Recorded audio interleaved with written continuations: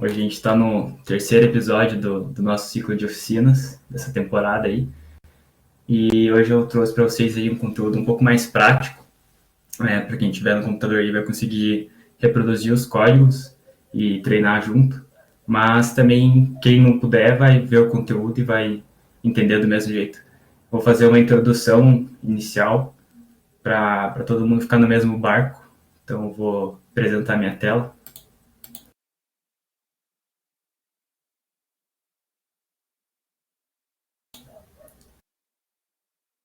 Todo mundo enxergando?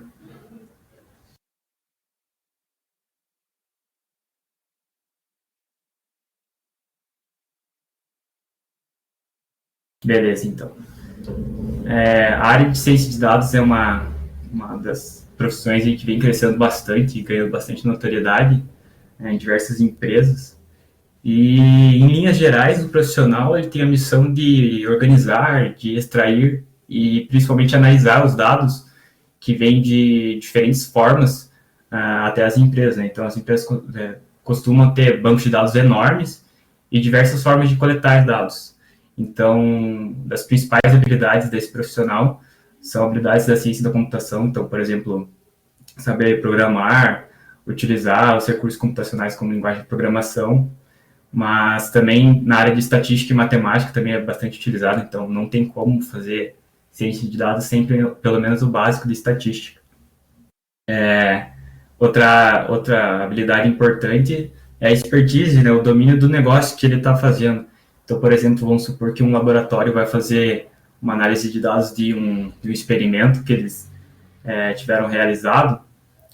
Não adianta nada ele saber toda a parte de programação, de linguagens e também a parte de estatística se ele não entender os dados que ele está analisando, se ele não saber do que aquele experimento se trata. Então, você conseguir mesclar diversas habilidades é muito importante. E aí tem essas habilidades que vêm de decorrência da intersecção entre outras habilidades. Então, semana passada, por exemplo, tivemos Machine Learning, que foi apresentado pelo Pictiano Leon, e a gente não vai chegar nesse mérito, então quem se interessar pode ver a palestra de semana passada, que ficou gravada, depois a gente vai disponibilizar o link. E a gente vai ver mais a parte de filtragem dos dados, de analisar gráficos e tabelas. Então, as principais ferramentas que a gente tem disponível hoje é o Excel, talvez o mais conhecido são as planilhas, né? Então, Excel, LibreOffice, Google Sheets. O Power BI, que é uma ferramenta também poderosíssima para análise de dados nas empresas. São ambos softwares pagos, né? Tem o Tableau também, que é bem parecido com o Power BI, também para visualização de dados. E aqui nós temos 3 linguagens, que são o Julia, o Python, que é o que vamos utilizar aqui nessa oficina, e o Software R, que é bem utilizado por estatísticos, para a galera que vem bem da teoria mesmo, é bastante utilizado. Aqui é o Jupyter, que são os notebooks, né, onde a gente consegue implementar a linguagem de programação. Dizem até que Jupyter pode ser Julia, Python e R, mas realmente não sei se tem alguma coisa a ver, talvez seja só uma piada. O SQL, que não é uma linguagem de programação, mas é uma linguagem de manipulação de dados, né? Então, para banco de dados, você vai usar SQL. E o Colab, que é um Jupyter Notebook, só que no Drive, né? no Google, que é o que vamos utilizar aqui. A gente não precisa instalar nada, você vai precisar de uma conta do Google e acessar o Google Drive, a gente já consegue usar o Colab tranquilamente. Então, os principais tipos de arquivos que a gente tem contato são as planilhas, né? Então, a gente rotineiramente tem esse tipo de planilha que tem uma visualização um pouco melhor, mas daria para melhorar bastante ainda. E das planilhas a gente pode gerar arquivos CSV ou vice-versa, né? Do arquivo CSV você pode abrir uma planilha. E vocês podem notar aqui que é bem difícil você conseguir extrair alguma informação relevante de um arquivo como esse, né? Os números estão todos embaralhados, assim, a gente não consegue enxergar nada, né? Os dados não contam nada para a gente. A escolha do Python é talvez pelas suas principais bibliotecas, que são o Matplotlib, o Seaborn, o Pandas, que nós vamos utilizar aqui. Talvez essas 3 nós utilizaremos mais, mas também tem o NumPy, que é para dimensão de vetores e múltiplas dimensões. O Scikit-learn, que é a biblioteca para Machine Learning, aprendizado de máquina. TensorFlow também, utilizado para aprendizado de máquina. Network X, que é para quem usa grafos e redes sociais, e o OpenCV, que o Velton apresentou na primeira oficina desse ciclo, que é utilizado para visão computacional. Então, agora a gente já pode ir para a parte prática, feita essa introdução aqui, para deixar a galera alinhada. E para isso, nós vamos usar apenas o Google Drive. Então, quem tiver uma conta no Google aí vai conseguir fazer numa boa. Aqui no Google, você vai clicar com o botão direito e você vai vir em mais. Provavelmente não irá aparecer para quem nunca fez isso antes, esse Google Colab, que é o Google Colaboratório. Então você clica em Connect More Apps e pesquisa por ele aqui. O Google Colab. Já aparece Colaboratório e você pode instalar na sua máquina e utilizar numa boa. Então, óbvio que não fica instalado na sua máquina em si, né? Mas fica disponível para você utilizar. Então, a gente cria um novo notebook aqui. Ele já vai criar para nós. E a ideia dos notebooks, vou dar um zoom aqui para a gente conseguir enxergar melhor, é que a gente consiga realizar nossos experimentos, analisar os dados e aí organizar nossas ideias. Então, já configurei o meu aqui, já vou até mudar o nome aqui, para ciclo de oficinas. Deixa eu só ciclo. Aqui a gente já consegue rodar scripts em Python, funçõezinhas, bem tudo que a gente vai precisar. Então, por exemplo, posso dar um print aqui, famoso do Python, pede computação. E aqui eu já posso rodar. A primeira vez que você roda, ele demora um pouquinho, porque ele está alocando lá nos clouds do Google e a máquina para ficar disponível para você. Então, só esse primeiro scriptzinho aqui vai demorar um tempinho, mas assim que ele estiver pronto, já as próximas células ficam mais rápido. Então, aqui ele já alocou, ele vai dar a saída aqui agora. Então, a saída ali foi pede computação e você pode pôr texto também. Então, por exemplo, e aqui em Markdown, né? Então, você pode pôr um título aqui,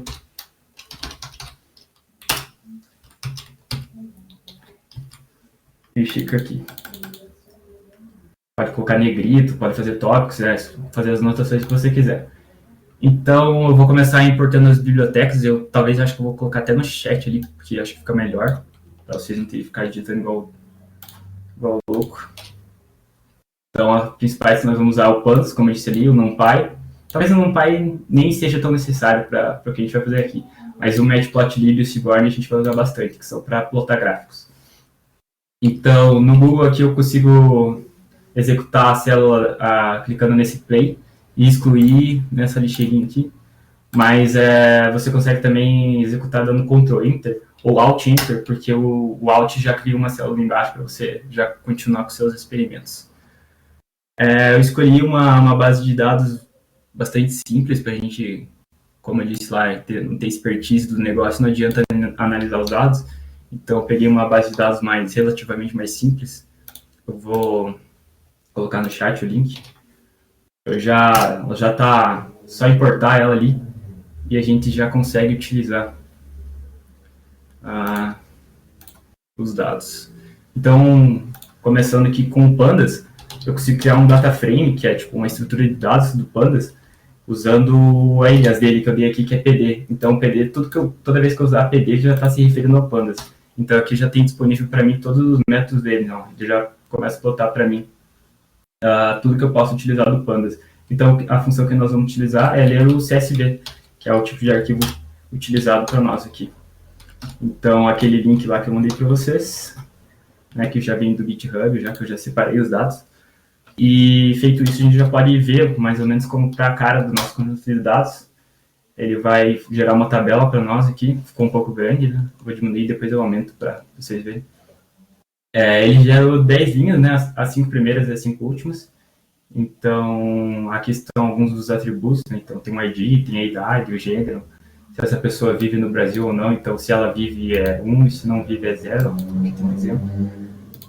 O estado que ela está morando, Minas Gerais, São Paulo, Paraná.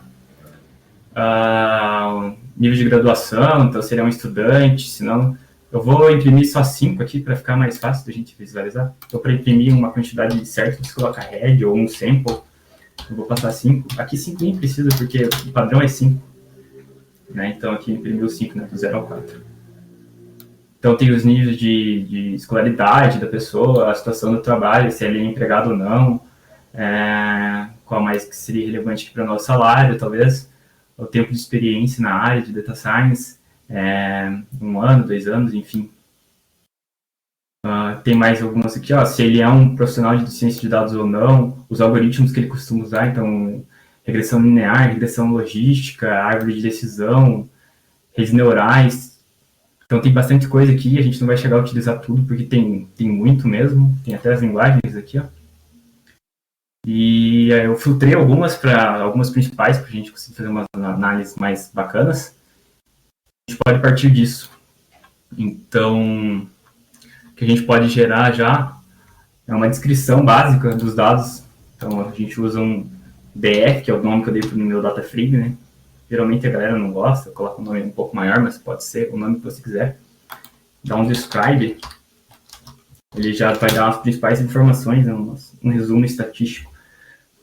Então, por exemplo, aqui ó, a idade média é 29, na verdade, 50, e aqui a mediana, 29 também. O terceiro quartil, que é 75%, né? 34 anos, e o primeiro quartil, que é 25. E a idade mínima das respostas foi 18. Máxima foi 50. Então ele dá isso para todas as tabelas. Algumas não vai fazer sentido você ver esse tipo de estatística, que é tipo 0 ou 1 aqui, ó, por exemplo. Então, né? E outros que são texto, então também ele não vai nem fazer aqui. Mas ele faz para todas as colunas são numéricas e você pode dar uma olhada aqui e já ter as principais informações estatísticas.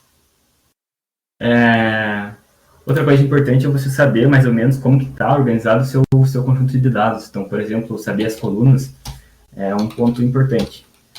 Então, DF Columns vai mostrar para mim quais são as colunas que tem no banco de dados. Aqui, como ele tem muitas, então tem 170, ele não vai mostrar todas. Né? Então, ele plota as primeiras e as últimas aqui. Mas, para evitar esse problema, a gente consegue acessar o dicionário de dados desse, que eu vou disponibilizar depois no link. Então a gente consegue entender o que cada pergunta está falando. Então depois eu deixo para vocês o dicionário de dados junto com o arquivo em si, num repositóriozinho que eu fiz do GitHub. E aí a gente já pode começar aqui a fazer uma análise, um resuminho, onde que eles vivem, onde vivem os cientistas de dados. Então eu posso fazer primeiro aqui ver só quais vivem no Brasil, talvez mais básico. Então as colunas estão em inglês, então vamos manter o padrão. Dá para alterar as colunas, o nome das colunas, caso você queira deixar em português. Eu vou usar a função value counts, que ele já vai contar para mim quantos vivem no Brasil, quantos não, de acordo com as informações ali que tem no dataset. Então 1 são os que vivem no Brasil, marcaram sim, e 0 são os que não vivem. Então, são 1.731 que vivem e 34 que não. Outra informação legal talvez seria você fazer já um gráfico, né? Colocar um gráfico dessa informação. O gráfico mais básico que a gente vê é o gráfico de torta, que a gente chama, né? Pie, ou gráfico de pizza, talvez. Que é bem simples mesmo. Então, living in Brasil.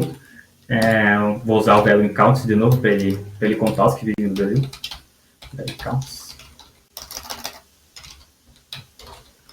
E daí aqui eu já posso passar alguns labels para ele, tipo, para identificar qual é cada parte do gráfico, né? Para quem está vendo o gráfico não ficar perdido. Então a primeira parte vai ser Brasil, quem vive no Brasil, e a segunda vai ser quem vive no exterior.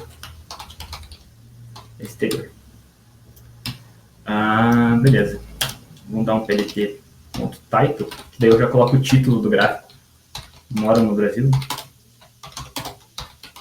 E você tem que ser criativo aí para os seus títulos aí. Alguns títulos melhores. E daí eu dou um plt.show, que é a função do matplotlib, que é a que a gente está utilizando, que a gente já importou lá em cima, que ele já vai mostrar o gráfico para nós. Aqui já tem um gráfico total, um gráfico de pizza. Então a gente vê, obviamente, já pela tabela que majoritariamente vive no Brasil, né? Eu posso também colocar um autoplot aqui, ó. É meio feinho esse parâmetrozinho, mas ele coloca a porcentagem dentro ali para nós. Então a gente vê aqui 98,1% e aqui 1,9%. né, de cada parte já separadinho para nós, e já facilita talvez para a gente. Bom, a gente pode também ver em que estado eles vivem, talvez, tá no dataset isso. Então a gente pode filtrar living state, que é o parâmetro que está no dataset. Então vou usar a VLCounts de novo, é uma bem utilizada essa função. Feito isso, ele já dá as informações para mim, pode ver que não tem todos os estados, né? Então São Paulo, Minas Gerais, Rio de Janeiro, Paraná, Santa Catarina, Rio Grande do Sul e Espírito Santo. E São Paulo, o maior estado, já de cara. Mas vamos ver mais gráficos então, usando essa informação dos estados agora. Eu vou usar a mesma função, ó, só dar um Ctrl+C da função que eu fiz lá em cima, para plotar o gráfico de torta, para se vive no Brasil ou não. Só vou alterar o parâmetro aqui para living state, né, que eu quero saber o estado agora. Não me deu sugestão. Living state, na mão mesmo. Value counts, e aqui os labels, bom, vai ser o DF living state, então. Living state. Do meu DF. E aqui o título daí pode ser os estados. Estados onde vivem os cientistas.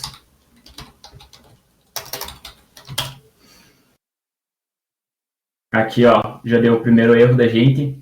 O label tem que ser do parâmetro que a gente está passando aqui. Então, esses erros são bem legais que você pode pesquisar no Stack Overflow, caso ocorra, né? Então, você já clica aqui e ele já te joga para uma página do Stack Overflow para ver o que aconteceu. Daí você já consegue se virar ali, né? Então, arrumando nosso erro aqui, ó, ele falou que o label, que os parâmetros aqui tem que ser do mesmo tamanho do dataset que eu estou passando. Então, vamos arrumar aqui. Rodar. df living state valuecounts.index. Teria que ser. Então, ele plotou para nós aqui onde o pessoal vive, os cientistas de dados aqui moram no Brasil, então no exterior, né? Estados. Onde vive.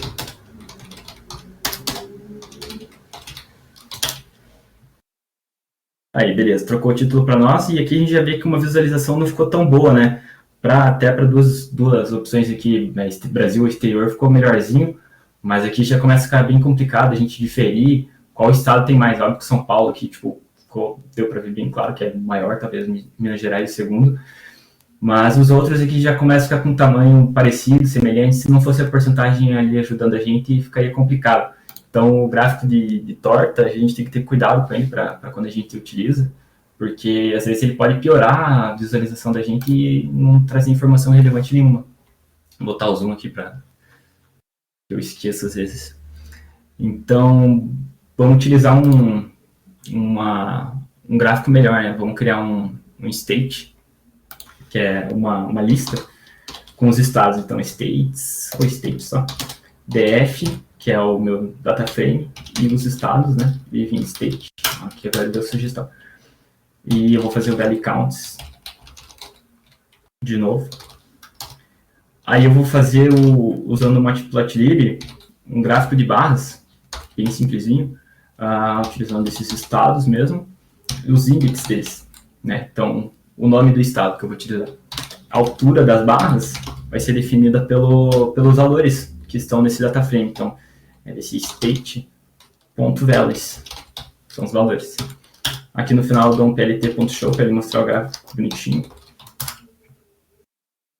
E aí você vê que também não ficou legal, porque o nome dos estados ficou aqui embaixo, tudo junto, assim, a gente não consegue ler qual que é. Talvez só o São Paulo a gente consiga ler, o resto não.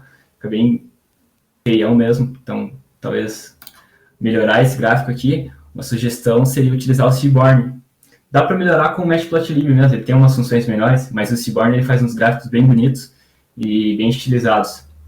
A gente pode passar outros parâmetros para plotar ele do jeito que a gente quer.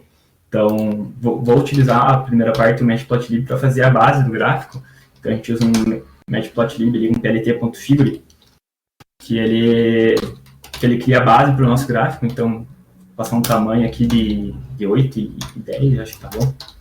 Talvez fique até grande, mas qualquer coisa a gente diminui.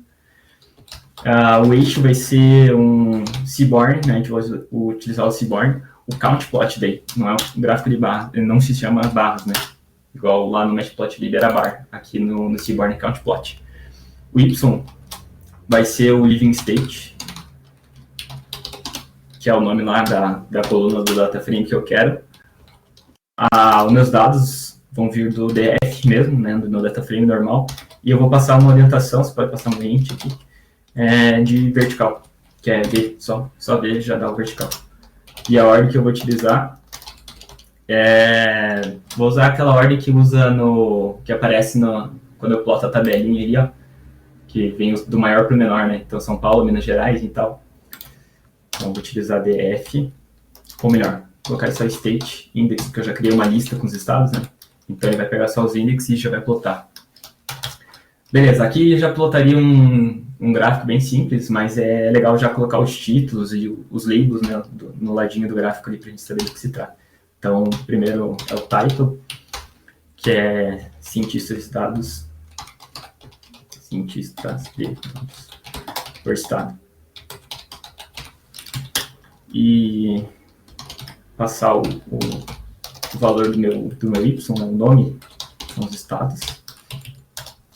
Que agora eu vou inverter, vou editar o gráfico, vai ficar na vertical, na horizontal, na verdade. E a quantidade vai estar no Y agora. Então, vou dar um PLT.show ali para ele mostrar o gráfico, agora usando o Seaborn. E aí, a gente já tem um gráfico um pouco melhor, a visualização bem melhor comparada ao de cima, né? A gente já ficou deitado, a gente consegue ler o estado certinho e ver, fazer uma comparação um pouco melhor. Dá para até utilizar uma configuraçãozinha do Seaborn, que ele já disponibiliza para a gente, que são os grids, então a gente consegue ver umas linhas assim, para ter uma medida mais precisa. Então, colocar lá, eu costumo colocar todos os imports, todas as configurações na primeira linha. Então, preciso executar ela de novo, né? Dou Ctrl Enter, executo. E agora sim, os gráficos vão ter um grid melhorzinho quando eu usar o Seaborn. Então, tem que executar de novo lá a linha do gráfico. Ficou grande mesmo. Vou usar 6 e 8. Aí, beleza. Ficou mais bonitinho. Então, agora a gente tem umas linhas para que a gente pode medir melhor aí quão maior é um estado, uma proporção do estado comparado ao outro, né? Então tem todos os estados que estão listados no data frame. Beleza, acho que dá para ver um pouquinho mais de gráfico, talvez, ou fazer uma filtragem, vamos filtrar os estados do sul, que daí a gente já vê como que a gente consegue separar alguns dados que, de repente, com a nossa vontade. Então, vou colocar os estados do sul, South Tastes. Paraná, Santa Catarina e Rio Grande do Sul, estão os três ali, então dá para colocar aí tranquilo. Vou copiar ali do dicionário. Então, só colocar Paraná PR, tem que colocar certinho, Paraná PR, Santa Catarina SC e Rio Grande do Sul RS, entre parênteses, né? Feito isso, a gente pode dar uma analisada já qual que é a cara desses estados. Então, DF States, eu vou criar um data frame separado para os estados. Ele vai vir do meu data frame original, né, que é o living state. E eu quero ver se os dados do living state ali estão dentro dos meus estados do sul, né, South States. Aí aqui ele já faz a filtragem. Então eu digo, eu vou criar um data frame novo a partir daquele data frame lá antigo, desde que ele esteja dentro desses estados aqui, ó, que eu listei antes. Então, feito isso, eu posso dar um def states, que são novo, né? Living state. Ponto value counts, de novo.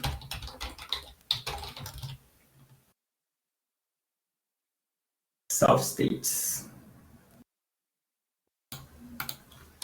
Aí. Bom, agora sim, deu aqui 117, né? Elas são os mesmos de antes, né? Mas agora o data frame, né, se filtrar só para os estados do sul. Então, você poderia muito bem separar e utilizar os mesmos gráficos que a gente plotou antes, por exemplo, esse aqui. Vamos apagar esse aqui que tá feio. Poderia usar esse aqui para plotar apenas os do sul, né, numa boa. Dá para copiar e colar a função e fazer. Então, vamos olhar para outra variável agora, vamos ver qual a formação da galera. Qual a formação. Opa, preciso de vista. Aí, beleza.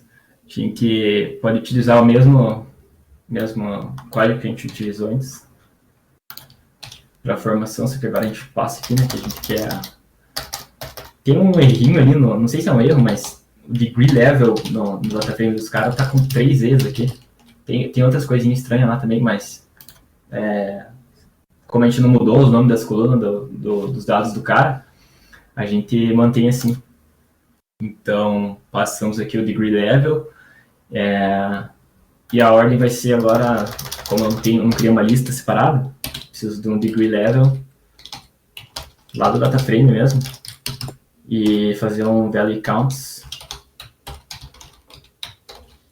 .index. Então, vou pegar como se eu estivesse fazendo a tabela mesmo, só que pegando os index, né? São os primeiros graus de informação que vai aparecer lá na tabela. Então, aqui, formação, né? Coloquem os títulos. Interessante isso aí. Grau e quantidade, né? Vou deixar assim. Beleza. Botou aqui qual é a formação dos cientistas de dados, né? Então, graduação em bacharelado é o maior, pós-graduação vem em segundo, estudante de graduação, mestrado, doutorado, PhD. Não tenho graduação em perfil informático, quase não apareceu aqui, daria até para tirar. Então, esse gráfico aí também do Seaborn, né? Ficou bem estilizado, deu para visualizar certinho. E, bom, o que eu posso fazer é uma tabela de frequência, para caso você queira apresentar os seus dados em um tipo de tabela, também dá para fazer sem problema nenhum. Então, por exemplo, aqui, ó, df degree, que é tipo a formação do cara. Vou usar o pandas, né, data frame, que é um data frame zerado, que isso, toda vez que eu executar a minha célula, ele vai criar de novo isso aqui, né, não vai dar nenhum problema caso você já esteja utilizando esse data frame degree aqui. Então, vamos criar uma coluna no data frame chamada level, que é o nível, que vai vir a partir do meu data frame antigo, degree level. Então, lembrar que está com 3 vezes aqui, ó, só usar a substituição. Vou fazer um value counts de novo. Usar os index, que vai ser a primeira... Vamos até executar aqui para ver. Opa, tem que dar um df para mostrar. Então, ele vai criar lá na última coluna. Vou usar df.head. Muitas linhas. Só 5, tá bom. Aí, lá na última coluna ele vai criar não vai dar nem pra visualizar, tá muito longe. Vai criar uma coluna chamada level. Vamos visualizar aqui, ó. Aí. Level, que é a nossa nova coluna. Então, a partir de agora eu posso criar uma coluna chamada frequência. Frec ou frequência, tá bom? A partir também da contagem dos graus de formação do data frame original, né? Então, value counts, que ele já faz a soma certinho. Vamos pegar os values e vamos visualizar como está. Então, df degree.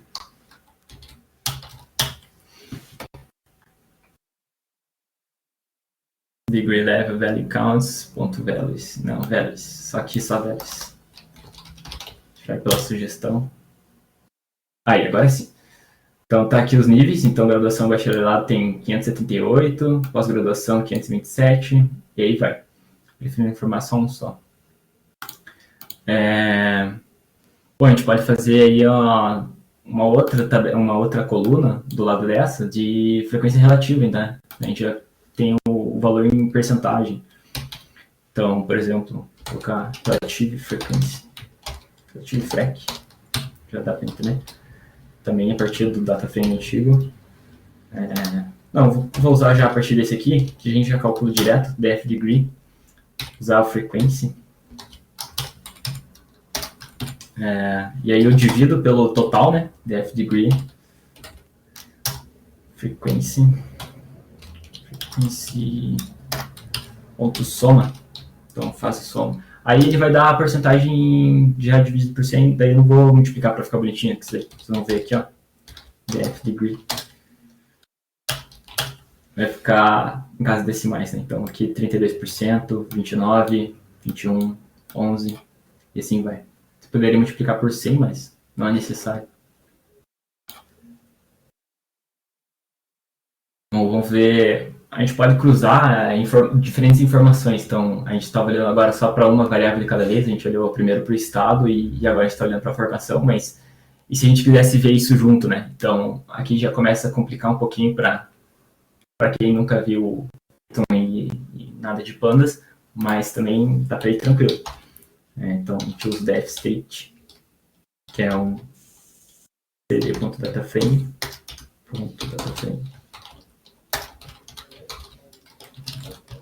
Opa. Daí a gente cria aqui o def state. Vou usar o degree level. Aqui eu vou tomar a liberdade de tirar o errinho, se é um erro, né? Porque usou com 3 E's lá, eu vou criar só com 2. Mas no DataFrame antigo tá com degree 3 E's. Então vou fazer um value count também. Ponto index. Beleza. Aí def states. É uma diferente aqui, zeradinho. Def states df. Vai vindo living state lá do original. Então, onde eles moram.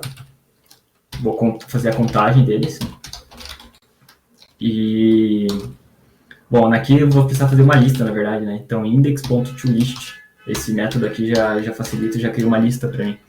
Quer ver? Se eu der states aqui, ó, ele vai mostrar. Aqui tem os estados que pertencem ao dataset. Então, poderia fazer na mão, mas aqui já deixa já bem certinho já para mim, né? Então, se fosse bem maior, por exemplo, os estados que aparecem lá, já facilita, fazer direto.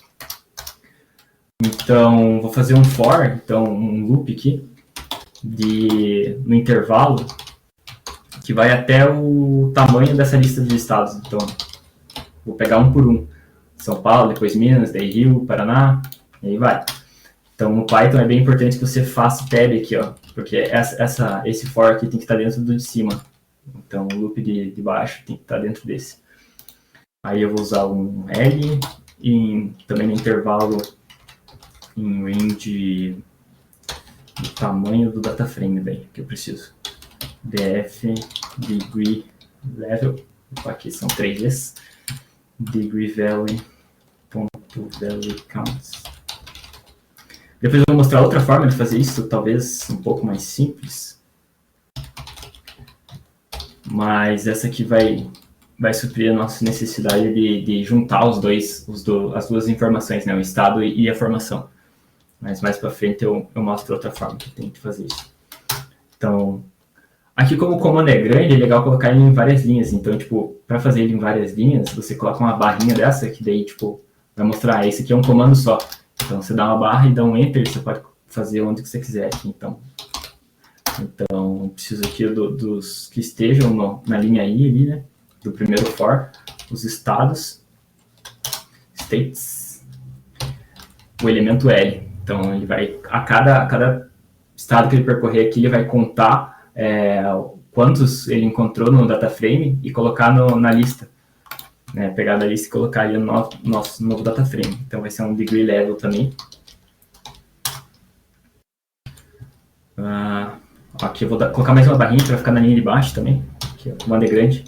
Aqui a gente usa a função where, né, então a gente vai procurar onde estejam os estados, né, living states,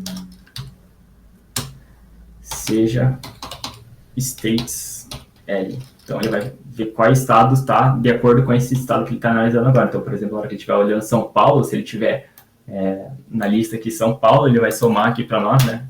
Fazer um ponto value counts. Outra barrinha para ir para a próxima linha. E vou reindexar a lista. Então, reindex df.degree. level, só que são 3 esses, não dá pra esquecer. Degree level, pontos os únicos, né? Então, para não ficar repetido.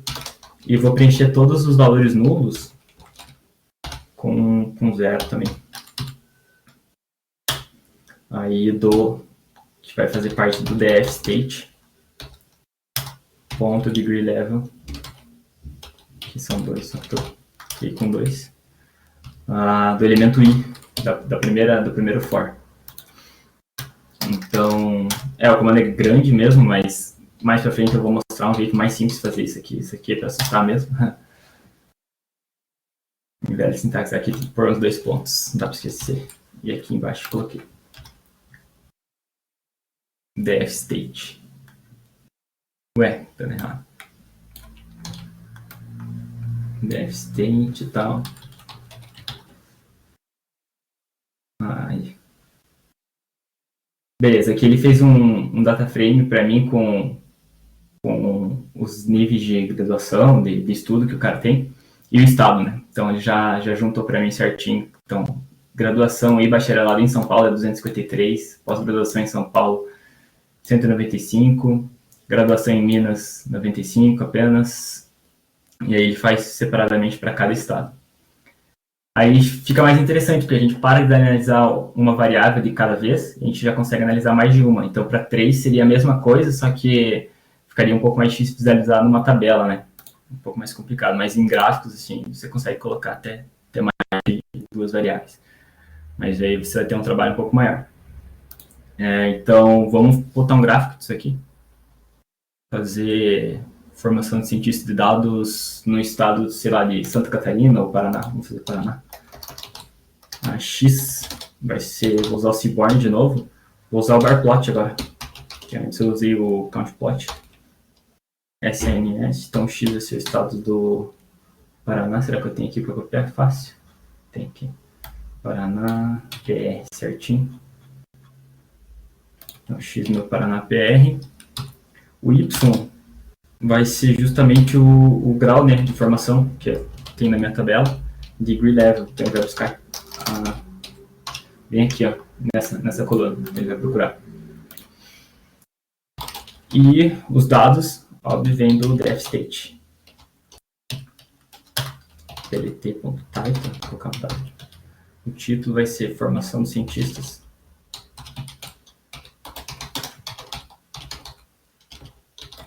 No estado do Paraná. Só no estado, que a gente pode fazer para outros estados depois, mas o certo seria colocar qual estado você está falando, né? Mas ele vai aparecer ali embaixo. Aí, beleza. Então, botou aqui para nós quais são as formações, né, dos cientistas de dados no estado do Paraná. Então, se eu quisesse trocar para Santa Catarina, deixa eu copiar lá de cima. Santa Catarina. Só copiar aqui.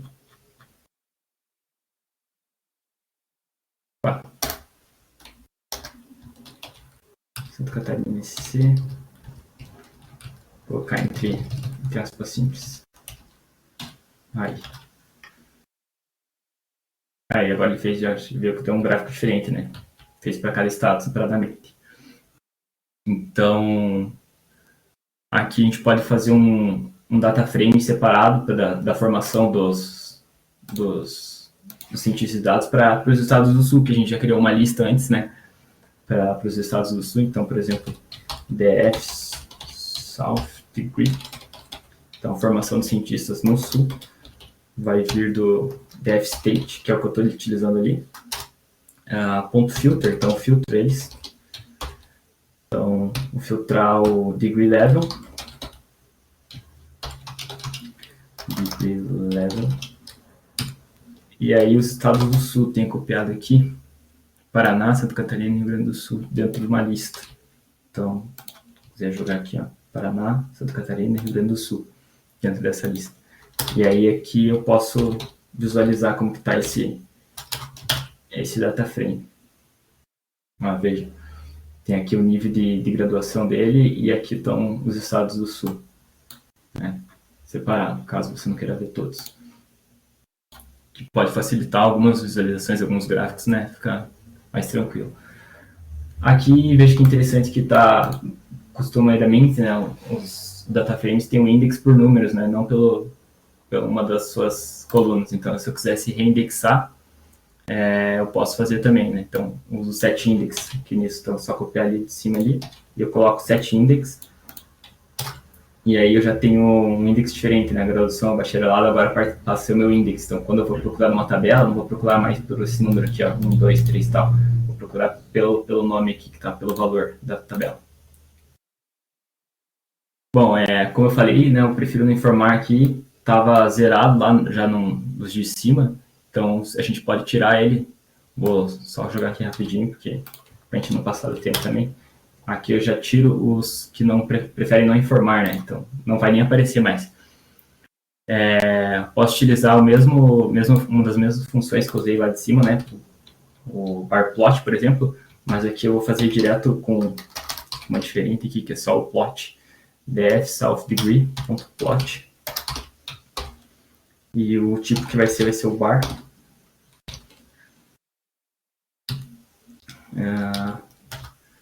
Então, pode ter ponto, tá? Então, formação acadêmica no sul. Beleza? pt.show.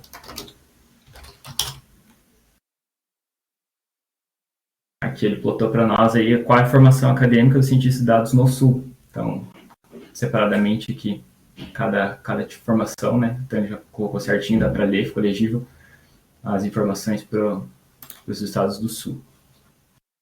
Beleza, então a gente pode analisar outra variável agora, vamos analisar onde eles moram e a formação, vamos analisar o salário deles. Por exemplo, que é uma variável numérica, né? A gente estava utilizando variáveis que são texto, né? Variáveis qualitativas, vamos olhar para alguma quantitativa agora. Então, eu utilizaria lá, poderia pegar ali de cima ali qualquer um que tivesse o meu data frame, colocar o intervalo de salário, que é a coluna que a gente está interessado, value counts. E aí você vê que ele já deixou como o nome diz, intervalos, né? Então não está uma variável, um númerozinho certinho. Por exemplo, lá o cara respondeu que ganha 5 mil, 7 mil, enfim, ele colocou já dentro do intervalo. Então ele já filtrou para nós isso aqui. Dá para trabalhar das duas formas, tanto com o valor exato quanto por intervalos. A gente pode utilizar essa função aqui de plotar gráfico aqui do Seaborn, que é o gráfico de barra já deitado, já para o salário, já que a gente já aproveita o código. Vou colocar salário range aqui e aqui também. Pode utilizar. Opa, não preciso desse aqui agora. Então, ó, a gente pode utilizar aqui.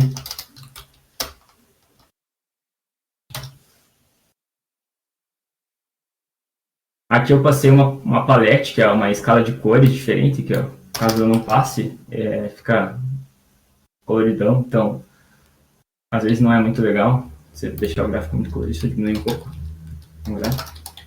Daí fica meio bagunçado, então mais interessante você usar uma paleta de cores, né, para mais interessante, mais visual. Então eu passei uma das principais que eu uso, que é o flare. Então ele vai deixar nessa corzinha mais avermelhada aqui. Poderia fazer ao contrário também, né, tipo ficar mais escuro para cima, mas aqui também já deu para entender. Posso criar uma lista para os salários com essas faixas aqui para eu conseguir organizar eles, porque vejam que ele está desorganizado, né? Então, o primeiro que está aparecendo está por ordem de quantidade, né? Então, os que mais tem são esses aqui. Né? Está em ordem crescente ou decrescente, dependendo do jeito que você vê aqui. Então, o primeiro aqui de 4 mil a 6 mil. Mas e se eu quisesse os salários assim, ordenados de forma sequencial, né? Então, menos de 1.000 primeiro, depois de 2.000 a 3.000, e assim vai. Eu precisaria olhar para a coluna salários e organizar ela um a um, em uma lista, por exemplo, porque em ordem alfabética ia dar um trabalhinho, então posso jogar aqui, ó, menos de 1, depois de 1 a 2.000, e assim vai. Então, 30 salário aqui, não precisa, mas podemos ver. Né? Então, a gente cria uma lista de salário que vai utilizar só para a gente ver a ordem. Então, utilizando a mesma função que eu usei lá em cima, posso botar o gráfico de novo, agora com uma palete de GNU GNB, e aí a gente vê nessa nova ordem aqui de salários, aqui ó, já está primeiro menos de 1, daí de 1.000 a 2.000, de 2.000 a 3.000, e assim vai, ele vai ficando mais escuro conforme vai crescendo o intervalo de salário. E aí a gente já vê uma cara de uma distribuição aqui, né? Então, os maiores salários estão aqui mais para o meio, aqui de 4.000, 12.000. Acima disso e abaixo também já não tem tanto. Bom, agora a gente pode analisar também, de novo, duas variáveis ao mesmo tempo. Vamos ver salário e a formação da galera. Vamos ver se tem alguma correlação entre salário e o estudo. Salário versus formação.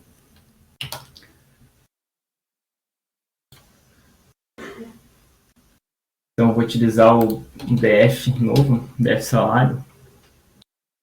Salary, pode ser. Esse vai vir a partir do meu DF antigo. Então, estou copiando basicamente o que veio do data frame original para um data frame novo chamado salário, só para não ferrar com o data frame original, caso a gente faça algum experimento aí ou alguma coisa errada. Eu vou usar o map. Então, vou mapear os salários, né, dentro do intervalo. Salary range não está definido dentro do salário. Ué, deveria estar.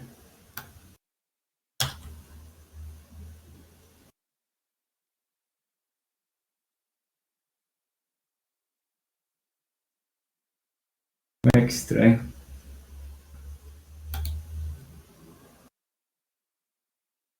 DF salary range estava ali.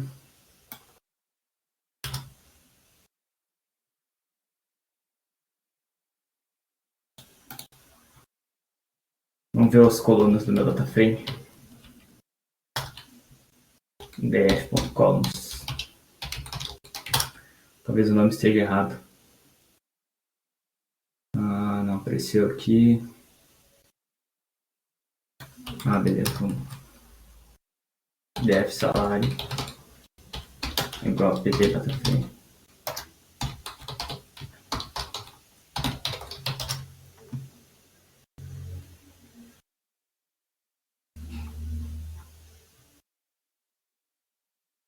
Já entendi o erro aqui. Eu utilizei o nome errado. Então vamos colocar salary range aqui. Que ele não existe, né? Eu estou usando a lista.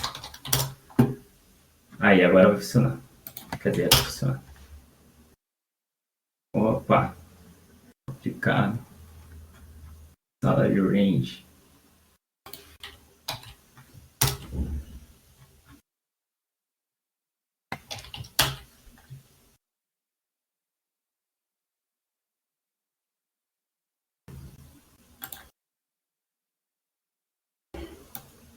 Vou tentar passar tudo de novo aqui.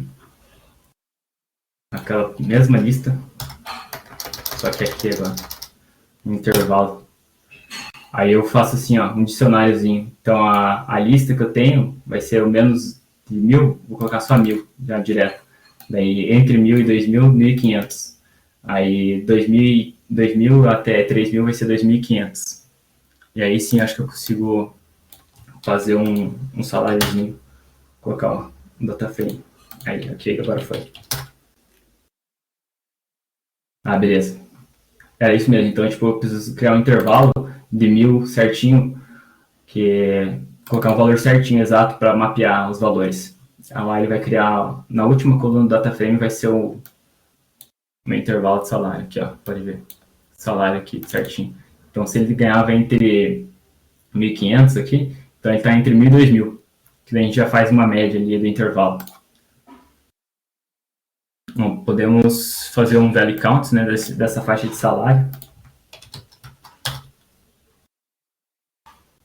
Ficou enorme, porque tem bastante mesmo, né? Então a gente está cruzando duas variáveis, então a graduação e bacharelado, quantos são e ganham esse salário aqui, ó, 5.000. Estudantes de graduação que ganham 1.500, são 118. E aí a gente já consegue plotar alguns gráficos, né, dessas informações.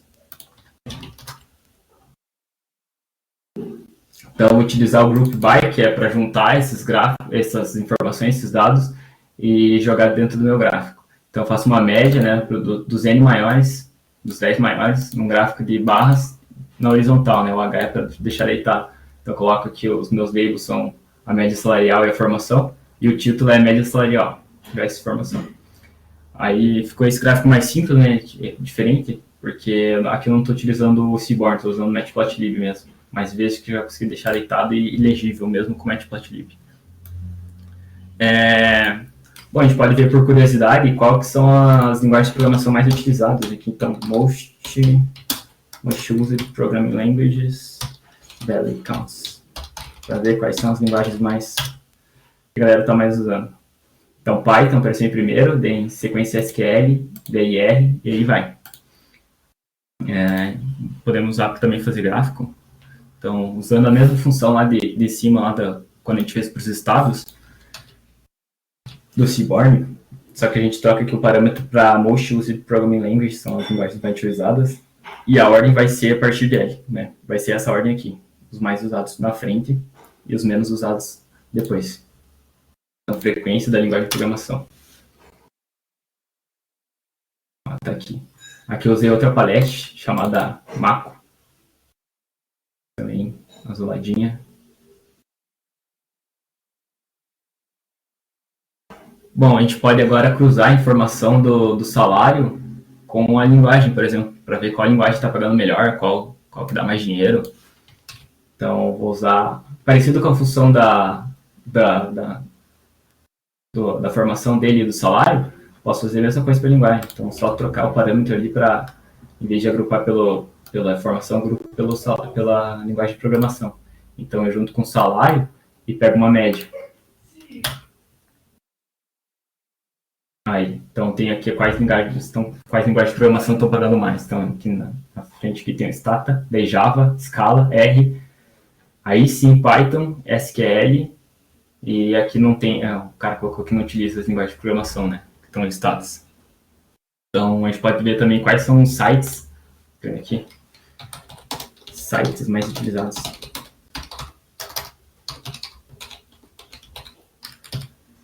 Da galera de Data Science. Aqui eu vou dar um exemplo que os gráficos aqui já colocam umas coisas automáticas, até quando a gente coloca uma palete, então não vai fugir muito disso, né? Então a palete que vai ficar essas cores aqui que já estão definidas. Aqui ficou uma cor azul, que aqui não tem palete nenhuma, né? Então é uma cor única. Mas vamos supor que você está fazendo que nem uma plotagem gráfico das plataformas, e você sabe mais ou menos quais são as cores dessas plataformas. Então, eu já dei uma olhada ali nos dados antes, eu vi que tem a Udemy, a Coursera, e eu sei mais ou menos quais são as cores principais, né? Então, para linguagens isso seria bacana, porque as linguagens têm uma cor, assim, né? Que marcam, por exemplo, Python é mais azul, JavaScript é amarelo, e assim por diante. Então, a Udemy, que é o vermelho, o Coursera em azul, você pode passar aqui no bar as cores, né? Em uma lista de cores. E aí, plota na ordem, né? Dos maiores para o menor. Só que tem uma informação bem relevante que talvez a gente não tenha prestado atenção até aqui, né, que a gente fez os gráficos pensando quais são as linguagens mais remuneradas, os cientistas de dados, quais que eles mais utilizam, onde moram os cientistas de dados. Mas uma coisa que a gente deveria ter prestado atenção desde o começo é se esse pessoal é cientista de dados ou não, né, porque a gente tem essa informação no data frame, mas a gente, nem ligou para ela até agora, né? Porque fomos só plotando os gráficos aqui, ó, tem essa informação. É um cientista de dados, né? É um profissional da ciência de dados. Aí, se for 0, não é. Se for 1, é. Vamos até ver qual que é essa proporção. Podemos fazer um value count disso. DF is... Vamos ver como está. Is data science professional. .value counts.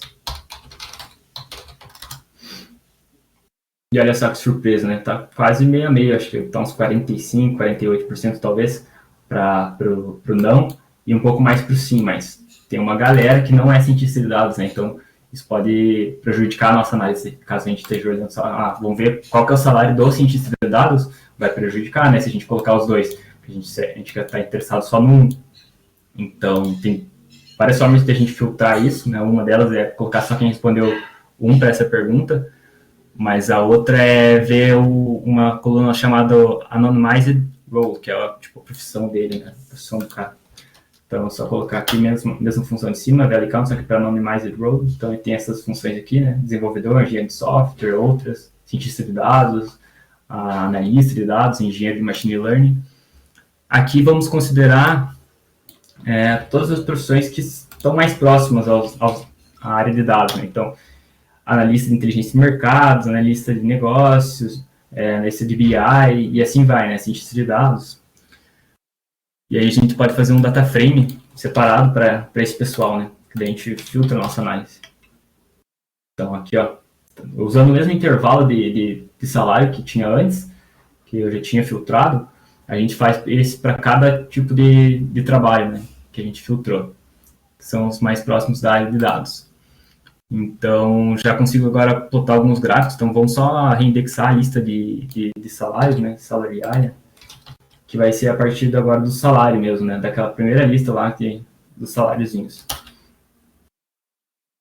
Aí, beleza. Esse aqui é o último gráfico, tá, pessoal? A gente vai ver um gráfico diferente aí, que a gente viu o histograma, e histograma não, gráfico de barras e gráfico de torta. A gente pode ver um gráfico aqui de correlação.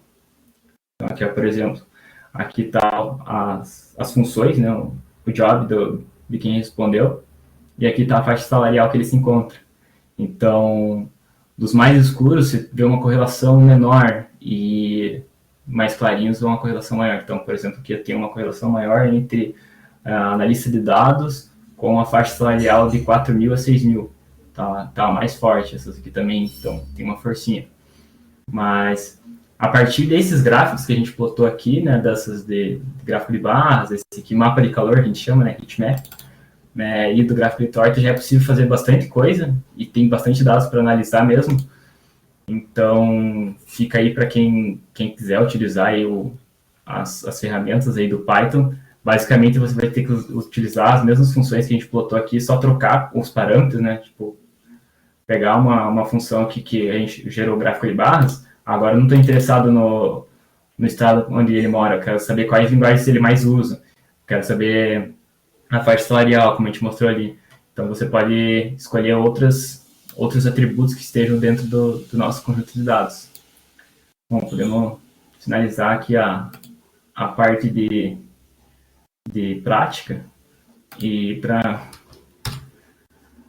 para onde vocês podem estudar mais. Então, eu tenho aqui algumas recomendações. É a Alura, que ela de vez em quando faz uns bootcamps de ciência de dados e de outros assuntos também, mas tem cursos lá, mas só que a maioria paga.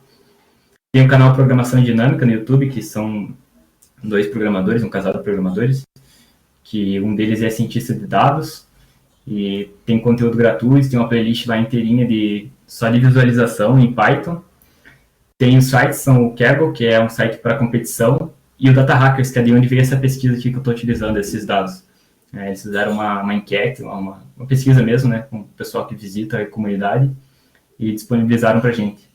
Aí, para fazer cursos mais completos, tem a edX e o Coursera, né? Tem para ciência de dados, machine learning também. Então, o que eu tinha para mostrar sobre ciência de dados é isso. Tá? Minhas redes sociais são Vinícius Minotto, _. E tem o meu site, caso alguém queira conversar, bater um papo, tirar alguma dúvida sobre o conteúdo que eu mostrei. A gente pode fazer um projetinho aí junto, quem sabe. Beleza? É isso que eu tinha a mostrar para vocês. Obrigado.